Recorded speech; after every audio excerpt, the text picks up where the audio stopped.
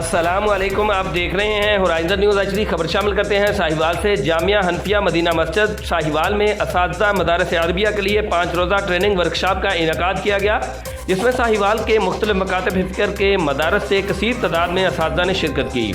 इंतज़ामिया Jamia Hanafiya Medina मस्जिद साहिवाल और सरपरस्त मुफ्ती मोहम्मद गुलाम रसूल रबानी, principal Jamia की निगरानी में हाई ट्रेनर मुफ्ती मोहम्मद हसन और मुफ्ती शकील मोहम्मद हकानी ने अपने खिताब में कहा कि इल्मी रसूख पैदा करें। सिर्फ खुद कायद बनना काफ़ी नहीं, बल्कि हर तालिब इल्म को कायद बनाना कमाल है।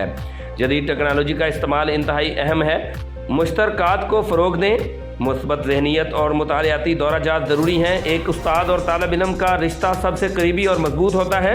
उन्होंने उस्तादा से कहा कि अपने तालिब इल्मों की पढ़ाई पर पूरी तवज्जो दें, ताकि वो माशरे में पढ़ लिख कर अपने घर वालों की कफालत कर सकें और अपने माँ बाप और मुल्क का नाम रोशन कर सकें। रिपोर्ट महबूब चौधरी, सरपरस्त आला, होराइजन न्यूज़ एचडी।